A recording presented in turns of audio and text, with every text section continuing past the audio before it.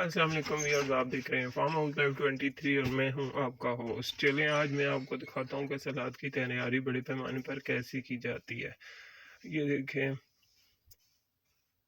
ऐसे खेलियों में एक एक बीच में फासला देके ये देखें बीज की तैयारी हो रही है।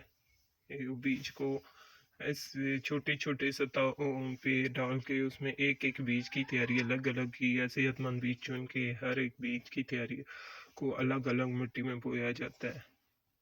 ऐसे प्लेट्स की सूरत में एक हफ्ते बाद इनसे छोटा सा नन्हा सा पौधा निकल आता है। ये देखें ट्रे, ये पूरी ट्रे हो गई। इसमें को ऊपर नीचे उनको वीक्स के हिसाब से रख दिया जाता है, 1 वीक 2 वीक 3 वीक्स ऐसे।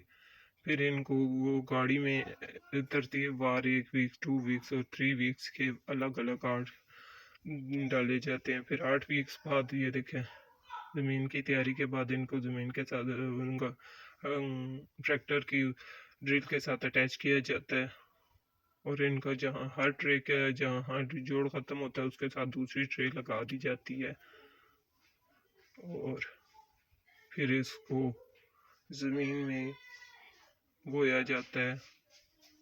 ये देखें, हमारा सलाद की तैयारी मुकम्मल है। Thank you for watching my channel farm house.